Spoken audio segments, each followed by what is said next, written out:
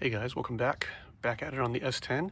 What I'm going to be doing today is I'm going to be replacing my brake pads and then my calipers as well. So they don't actually look bad at all, but these I believe are the original ones, and even though the truck's only got about 50,000 miles, these are 25 years old. So that's just time alone, we should replace them. So I'm going to kind of walk you through it. Couple of things to note: this is a two-wheel drive with the V6. I don't think the engine size matters, but the two-wheel drive definitely does, because these are not driven wheels obviously here in the front. These are just kind of spindles as it were. So anyway, I was going to walk you through it. Step one, obviously get the wheel off once you've got it appropriately chocked. I've got it on the jack stand, but I've also got the jack as a backup point, and then another jack over here just because I'm paranoid. I know this isn't touching, but this is kind of a in case of emergency brake class. So what you'll need to start with though is a 3/8. Make sure, by the way, you get the right one. There's been some like misleading information out there that it's a 10 mil. It's actually a 3/8 hex for the caliper bolts. There's one here and there's one here. There are two like this, and these are actually what I would recommend is hitting it with some WD-40. You can see it on the ground already, just to get them break any kind of existing tension there and get the rust and stuff like that out of there. So once you get this off, you'll want to remove it, and either I'm going to place it right here on the A-arm, but you could also get like a hanger. You just don't want it hanging under its own weight because it could tear your brake lines. And then from there, what we'll do is we'll knock the dust cap off. Just here behind this dust cap, you're going to find a castellated nut like this with a cotter pin through it. You're going to want to pull the cotter pin out, spin off the castellated nut, and then once we get to that point, we'll kind of talk it through, because we're replacing not just the disc or the pads and the disc, but we're also going to be replacing the bearings that go inside. There's an outer and an inner bearing in these wheels, and once again, with 50,000 miles, they've probably never been replaced. And if I'm replacing the discs, it's just good business to replace the bearings anyway. So I'll walk you through that in just a second once we get these things off. Okay, got the caliper off and tucked away back here. We'll do the pads in a second. I want to start with the actual disc itself. So I've got the dust cover off, and mine's painted because my wheels are black and this is exposed, but dust cover here, like so. All I had to do was take a screwdriver and a mallet and just kind of wedge it in there, pop it right out. You can inspect it for damage because it needs to seal pretty well. So I know you can find these on Amazon for like 10 bucks, I think. So, but mine look like good shape. I'm just gonna hit them with a shot of paint before I go to put everything back together. So, so they look all right. So as I was talking about here, here's the interior of the actual disc. And I've already pulled my cotter pin up, so that's why it's sticking kind of oddly like that. But what I would recommend is taking a screwdriver, or I've got wire snips here like this, and straightening out the bottom part of the cotter pin and then pulling it up and out. Some people will suggest just cutting it, but you need some serious tension to be able to cut that. I don't recommend reusing it, but you can do. So what I'll do is pull this out, and you'll notice the castellated nut. You can see just a little bit of movement there. It's just finger tight in here because it's only meant to reach where that cotter pin can go through it like that. So keep that in mind, especially when you go to reassemble everything. What I would even do is maybe you want to count the number of threads still visible, because what you don't want to do is over tighten it and basically seize your brake disc against the hub like that, because then it's going to create heat, and it's a hot mess is what it's going to be, right? So anyway, you just want it to where, if you look here, the hole for the cotter pin and the very top of the castellated nut are in line with each other. So I'll see if I can get a better, yeah, you can see they're almost perfectly in line like that, where it's just at the very top. That's going to be a good policy for when you go to put it all back together, but I would say note that. All right, so anyway, you pull the cotter pin, you spin out the castellated nut, and then there's going to be a washer that retains the bearing, the outer bearing in there. So take that out, don't lose it. As I said, we're going to replace the bearings here in just a second, but I'm going to walk you through what we want to make sure is we pack both the inner and outer bearing with a ton of grease before we're going to put everything back together. So I'll take this apart, we'll look at the bearings together, and then we'll talk about reassembling it.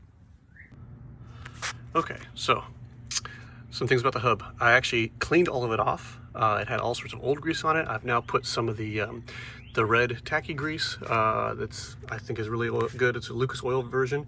I use it on all my builds. One thing I will say is, you notice this ring that surrounds this. This is actually part of the speed sensor mechanism. And so there's the actual speed sensor there. Let's clear this off, right? So believe it or not, I've actually cleaned all of this. It doesn't look terribly clean, but it looked much worse when I took it off. So I would make sure to give this a good clean, especially the contact surface here. And let me kind of bring this out. Let me also correct myself. Early in in the video I said I was going to replace the caliper. I'm not. I'm at the disc. So here's all of the parts that I was talking about. Here's the dust cap, castellated nut, cotter pin. Here is the washer. This washer will go on over all of it on the outside, and I'm gonna get my hands dirty here. Let me take this off. So this is the washer, and this is the outside bearing, and it looks like it's had some pretty looks like it's had some pretty good heat through it. Like, it's discolored, you can see there, and I mean, it's got 50,000 miles and 25 years on it, so you know, we'll replace it. Inside of it, you'll notice there's like a little place where it seats right there. It's called a bearing race. They are typically pressed fit into the discs when you get them, but when you buy the bearings, they will often come with the race as well. So when you go to install this, make sure that your bearing race is already in place before you put the bearing in there, otherwise it'll just bounce around. It doesn't seat properly. So just FYI, and let me get this other stuff out of the way so you can see the back of it. On the back of the disc, God, these suckers are heavy. If you flip it over, right, you'll see that there's a reluctor wheel right here. And what these do, this is actually, it interacts with the speed sensor. And every time one of these pegs passes it, it actually calculates how many pass the sensor in a given amount of time, and that's what calculates your speed there. Make sure on the new ones, here's my new disc, make sure on the back of your new disc you order ones that have the reluctor wheel in place. Otherwise, you're gonna have to remove this and then have it press fit on, which is a big pain in the butt, right? And then on the back here, you'll notice that there's a seal right here. This is actually like a dust seal like that. You'll wanna take that off. You can actually, in this case, it doesn't really matter. I don't have to take it off because I'm not reusing this. But when you go to put the new discs on, make sure you put, again, the race. Hopefully there's the race that's already in there. And then you put the inner bearing in there as well, and then you hammer the dust shield in place here to kind of keep everything intact. Then what you'll do is you'll take it and you'll put it on the stem like so, run the castellated nut, or rather, excuse me, run the washer on, castellated nut on, cotter pin in, Bob's your uncle. Okay, real quick, I want to show you here too. Let me go back over this way. It's starting to rain here. So make sure, here are the four. I went ahead and did all four, but there is the outer and the inner bearings for both sides. I'm doing the front, both fronts, obviously. And what you really want to do is kind of put a big old glob of this. Here's the red tacky Lucas oil grease.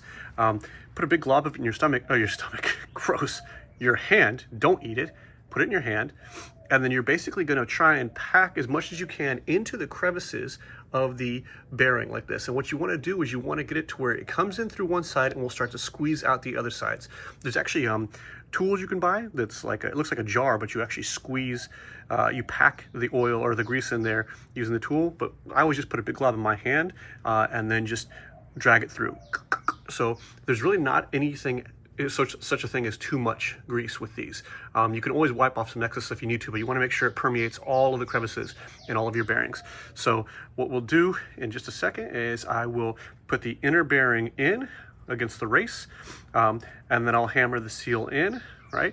I'll put that on the wheel, then I'll slide in the outer bearing, the washer, and then the nut, and close everything up. And I'll show you that in just a second. Okay, so here we are. We got the new disc on. The rear bearing is in place, as well as the dust shield. I hammered that in. Now I've got the front bearing in place. I did wipe away a little bit of excess here. As I said, I use a ton of grease, so I'm not messing around here. And I cleaned up the washer, but if you'll notice, the washer is keywayed, right? Which means it's got that little indent, protrusion right there, and if you'll notice, it matches up. You can't see it for the grease, but right there, there's a little keyway mark made in there because it's only going to fit on one way, right? And if you just slide it on, there you are, right? Push it all the way into place. And what'll happen is when you go to put the castellated nut on, right, you'll put it on, and what it'll do is it'll kind of draw everything in. You'll notice that it'll keep tightening and keep tightening, and what it's doing is essentially drawing all the parts in, all the bearings, fully seating them and everything. And so you want to tighten it to that point and then maybe back it out, because you'll probably have over tightened it. You want to back it out, as we said, where there's just a couple of the threads showing, and the hole that's designed for the cotter pin to go through should be right at the very lip, right there, just at the very edge of the castellated nut. So make sure, I would say, draw it in. Don't use a gun. I'm actually just going to use some channel locks, but just tighten it in all the way till you feel it get pretty tight like that, and then check and see how tight the wheel is, or the hub is rather, but then back it out to where it needs to be appropriately lined up with the cotter pin. I've got my old cotter pin here, but as I said, I'm going to use a new one. So I'm going to do that. I'll put the new cotter pin in, I'll spin the nut in, get everything drawn in and tight, back it out to the appropriate place, drop the cotter pin in, and then dust shield back on. And then I'll go back and paint what I need to with regard to the hub and everything like that so you can't see it. And then what I'll do is I'll pick up part 2 in just a second with regard to putting in the new brake pads. So as always, thanks for watching. Like and subscribe. Have a good day. Oh, and sorry, I just remembered, as soon as I got the dust cover on, I remembered, don't forget when you go to put this on, make sure you clean the surface, front and back, of the disc with either brake clean or acetone. Just give it a quick wipe and a good spray and clean it off that way. The only reason why is because when they ship these, they actually ship them in an oil to keep them from rusting in shipment. So you want to clean all that off, otherwise it'll gather up on your discs or on your pads right away and reduce their effectiveness. So make sure, acetone, brake clean, give it a wipe. Anyway, as always, like, subscribe. Thanks again. Have a good day.